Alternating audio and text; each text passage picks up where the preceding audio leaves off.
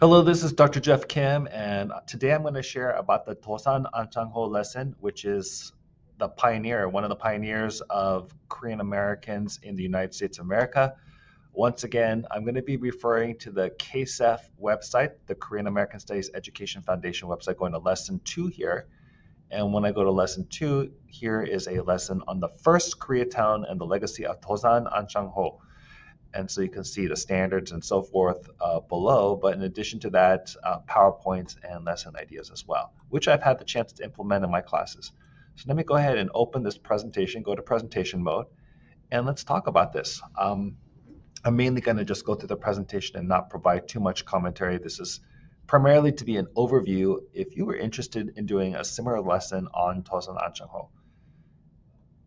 So some questions to think about were: what were the characteristics of the first Koreatown in Riverside, California?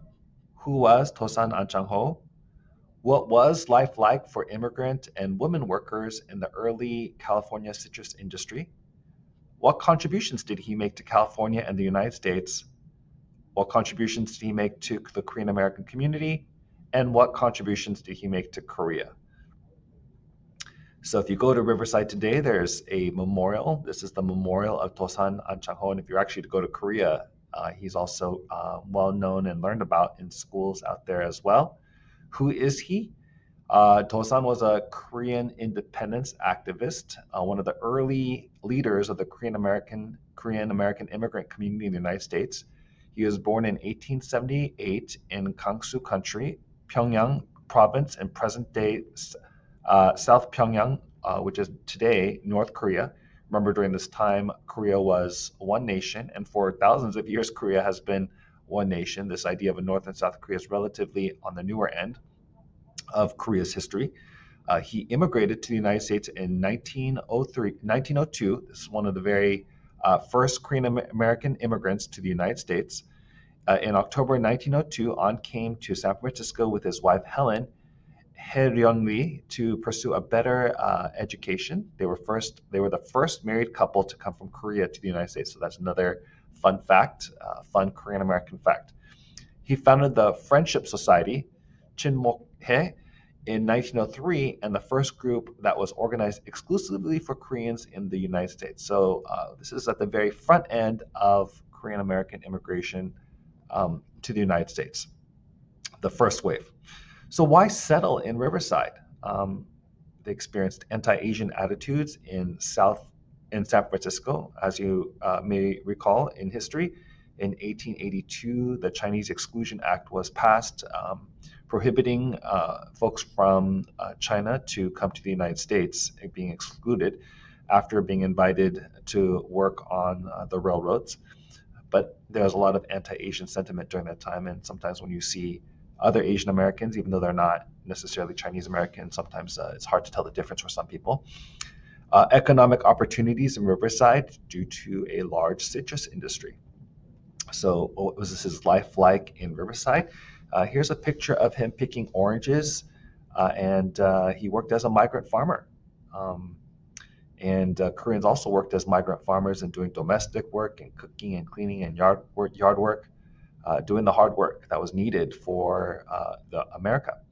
Dosan was a domestic worker and farm worker. Agricultural workers were hired through labor contractors. So in April 1905, Dosan opened Korean Employment Labor Bureau as a labor contractor, and the KBL facilitated employment to help bring Koreans to Riverside, which was beneficial for the citrus industry, for the United States, and also for those that were coming to the United States, Koreans who maybe faced racism and language barriers, could have that support of this bureau where they could help each other and learn from each other. And that's where this first camp formed in Pachapa Camp 1905 to 1913.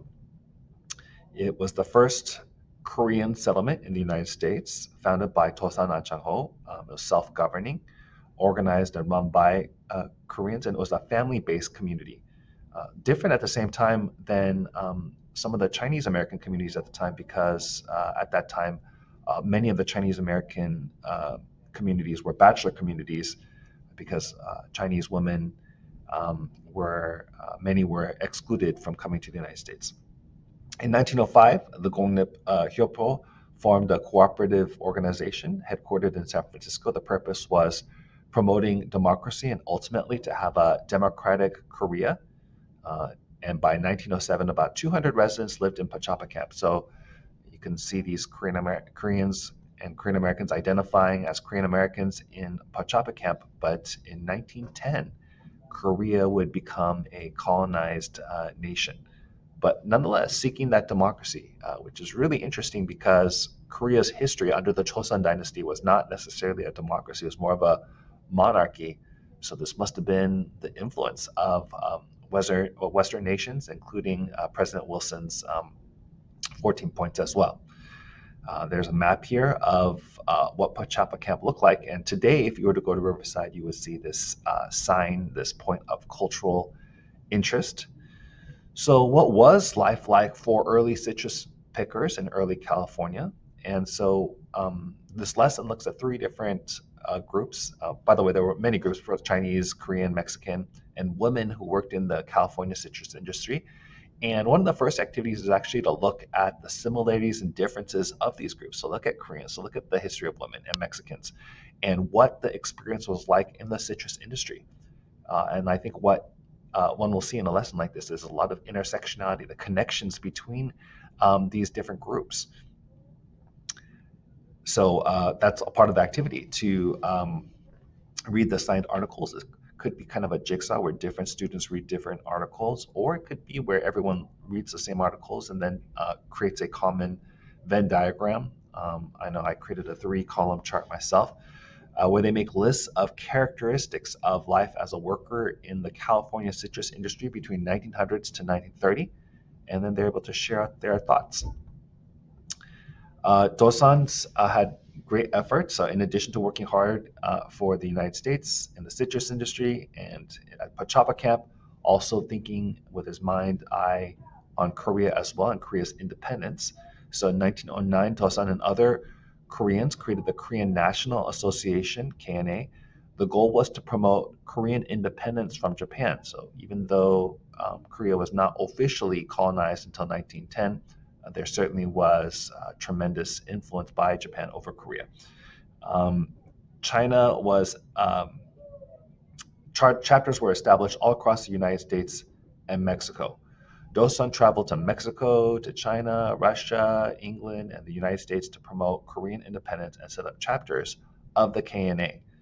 In 1913, Ahn's family moved to Los Angeles, and by this time, Korea is a colonized nation. And in 1919, helped establish the Korean Provisional Government in Shanghai. So what's interesting about Korea, modern day Korea, is that there was an idea of Korea outside of Korea, because being a colonized nation, it was very difficult to think about Korea or be freely Korean under a colonial rule at the time. So what was Dosan Ahn Chang fighting for? In 1910, Korea was annexed by the Empire of Japan after years of war, intimidations, and political machinations. And then from 1910 to 1945, it would be considered a part of Japan. So in order to establish control over its new protectorate, the Empire of Japan waged an all-out war against Korean culture. So if you were to look at what it was like to live under colonial rule between 1910 to 1945, Koreans were given Japanese names, Koreans could not speak Korean, Koreans had to worship in certain places, and Koreans had forced labor and much more. But I'm not going to get into that too much. But Dosan engaged in anti-Japanese activities and promoted Korean independence. So what ends up happening to Dosan, who's in the United States? Dosan, he's deported. Deportation means removal from the United States and occurs when the U.S. government orders a person to leave a country. So in 1924, Dosan was accused of being a Bolshevik through an anonymous letter, and then he was investigated and interrogated by the Department of Immigration in 1925, and then he was deported from San Francisco in 1926. So what ends up happening after he leaves?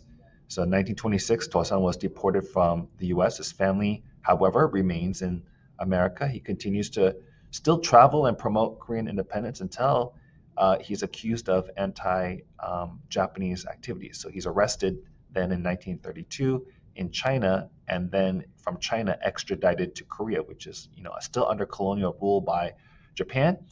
And he's convicted of violating Japan's preserving the peace laws and sentenced to 5 years in Tehon prison.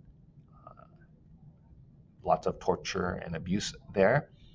And the Japanese authorities feared he would die in prison unless he was released, and he did indeed die in 1938 at the Korea National University Hospital.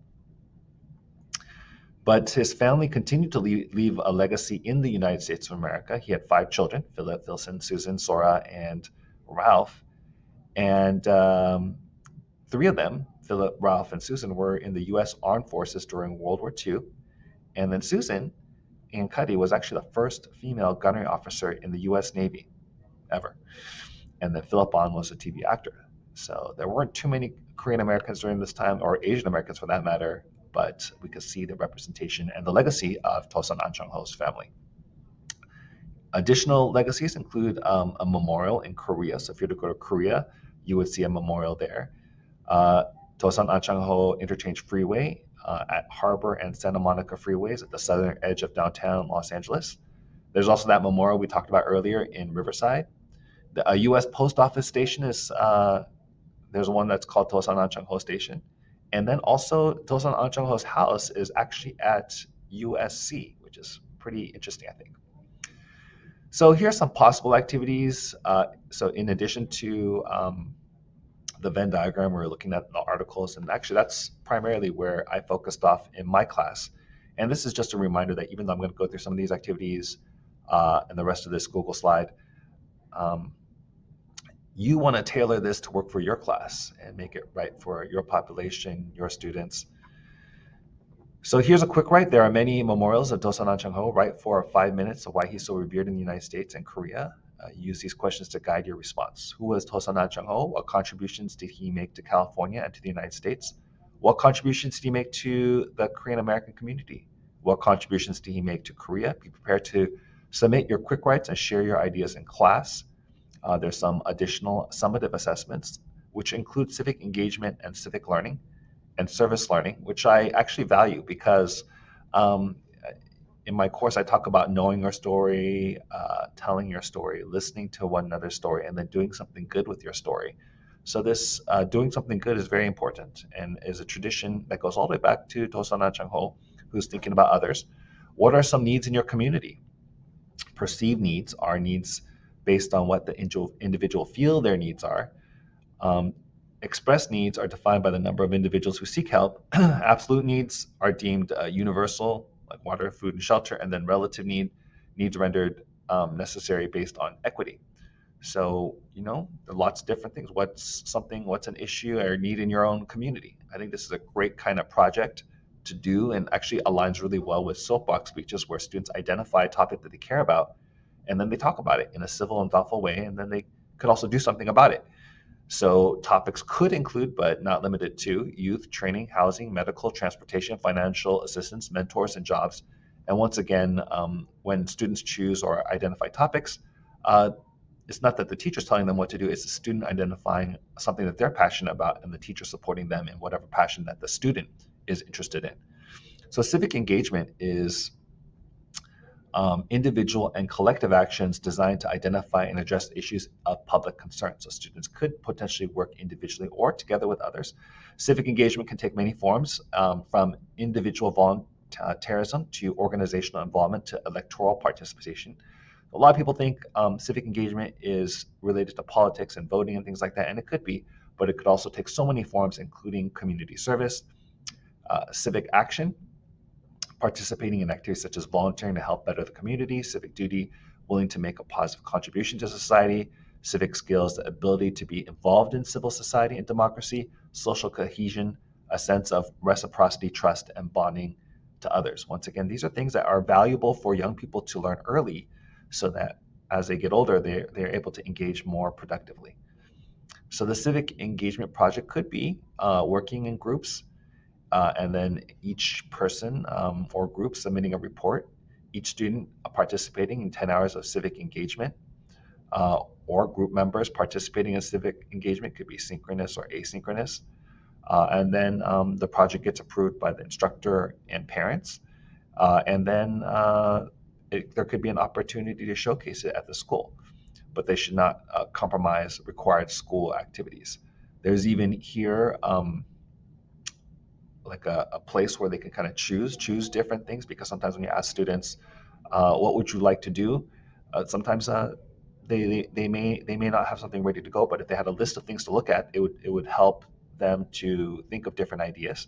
So here's a chart that's provided in the lesson plan to provide civic engagement choices, and then also opportunities for research, where they get to, in small groups, research ideas or community service projects, and do a little research on their topic.